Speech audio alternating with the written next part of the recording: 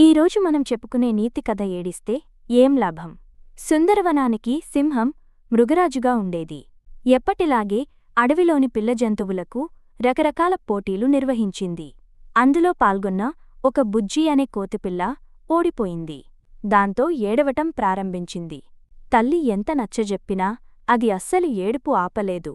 అది చూసిన దాని నేస్తం కుందేలు, బుజ్జి, పోటీలో పాల్గొన్న అందరికీ బహుమతులు రావు. కష్టపడి గెలిచినవారు మాత్రమే వాటిని దక్కించుకుంటారు అంది. అయినా కోతిపిల్ల ఏడుపు మానలేదు. చూడు బుజ్జి, గెలవడానికి సాధన చేయాలిగాని ఇలా ఏడుస్తూ కూర్చోకూడదు అంది కుందేలు. ఇంతలో ఒక జింకపిల్ల గెంతులు వేస్తూ అక్కడికి వచ్చింది. కుందేలు మామా, నేను ఓడిపోయాను. ఒక చిరుతపిల్ల నాకంటే వేగంగా పరిగెత్తింది.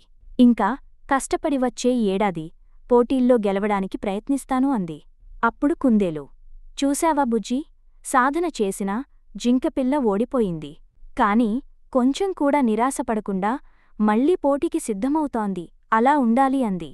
అప్పుడే గెంతడంలో బహుమతి పొందిన తోడేలు అక్కడికి వచ్చింది. దాని కుందేల ఇలా అడిగింది.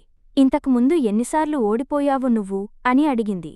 5 సార్లు ఓడిపోయాను, 6సారి గెలిచాను అని బదులిచ్చింది తోడేలు. ఎప్పట్నుంచో గెంతడం సాధన చేస్తున్నాను. ఒకసారి చేసిన తప్పు ఇంకోసారి చేయకుండా చూసుకున్నాను. అందుకే ఈసారి గెలిచాను అందది. మనవంతు సాధన లేకుండా మొదటిసారే విజయం సాధించాలంటే జరగదు.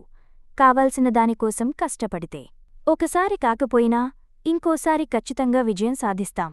అర్థమైందా అంది కుందేలు. అలాగే మిత్రమా, నువ్వు చెప్పినట్లే నేను గెంతడం సాధన చేయడం ప్రారంభిస్తాను అని ఉత్సాహంగా చెప్పింది బుజ్జి.